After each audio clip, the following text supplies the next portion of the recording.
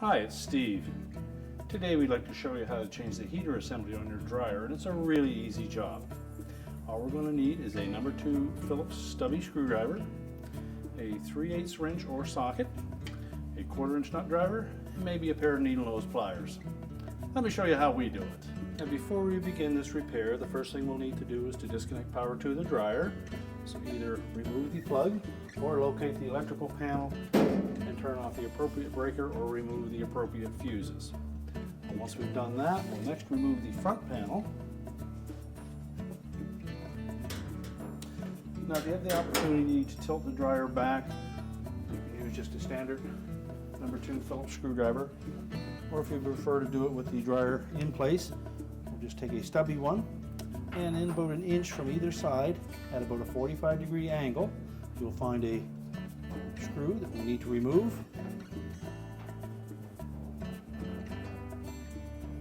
They're actually posi drive screws, but the Phillips will work sufficiently on them. Now with the 2 screws removed, we're going to tilt the bottom of that front panel forward and let it drop down from the top. 2 spring clips that will catch the bottom of the main top and hold it in place. And then carefully pivot that front panel to the side, or disconnect the wires to the door switch and remove it all together.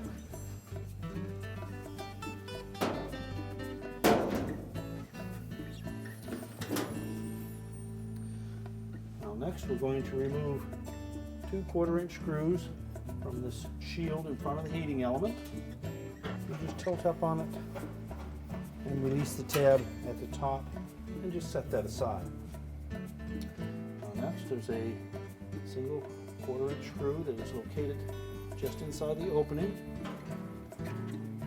Use caution when removing this, because we have a sharp metal edge at the top of that heater chamber.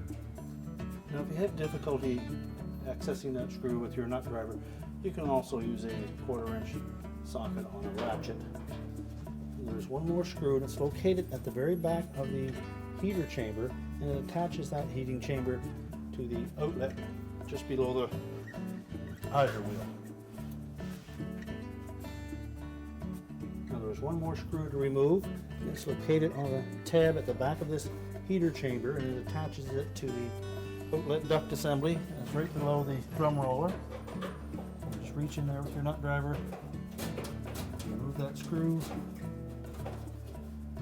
and then you can pull that assembly away.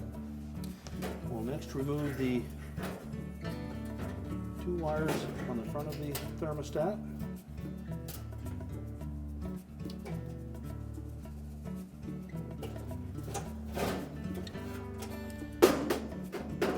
Then we can pull that whole heater assembly out. So our next step is remove the thermostat and the jumper wires from the old heater assembly. So we'll start by removing those 3/8 nuts that are attached to the insulators, and then remove the 2 1/4 inch hex-head screws with the nut driver. Lift that out of the housing. And we can discard the old heater housing. We'll position the thermostat in the opening and reinstall the retaining screws. Reattach the jumper wires from the thermostat to the insulators on the end of the elements. Now next we'll reattach the jumpers that go from the thermostat to the terminals on the end of the element. We want to make sure that those terminals are in good shape, and if they show any signs of corrosion or overheating, they'll need to be replaced. And use caution when tightening that 3/8 nut, that we don't over tighten it and crack the insulator, but we also need to make sure that it is very snug. If it's loose, it will cause an overcurrent condition and burn that wire.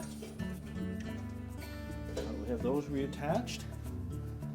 We'll reinstall the housing into the outlet duct at the back.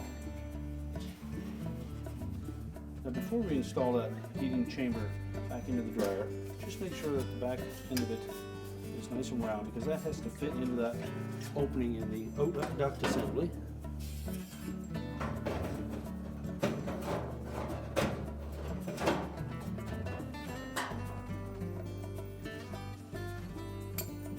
we have it lined up so that the mounting tab will line up with the screw hole, we can reattach that retaining screw.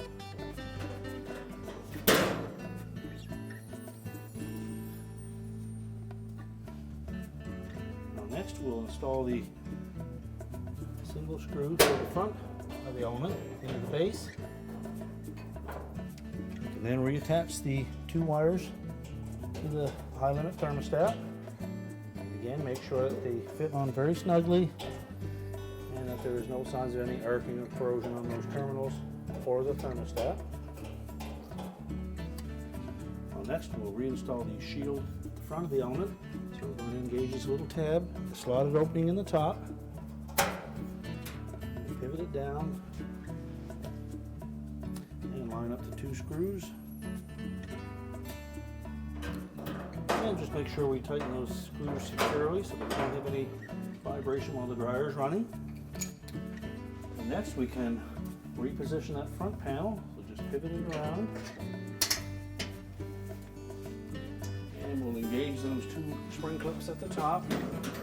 Tilt out on the panel, putting some pressure against the top to ensure that it's engaged properly.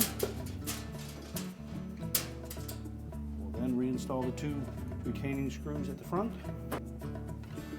We're now ready to reconnect the power, and our repair is complete.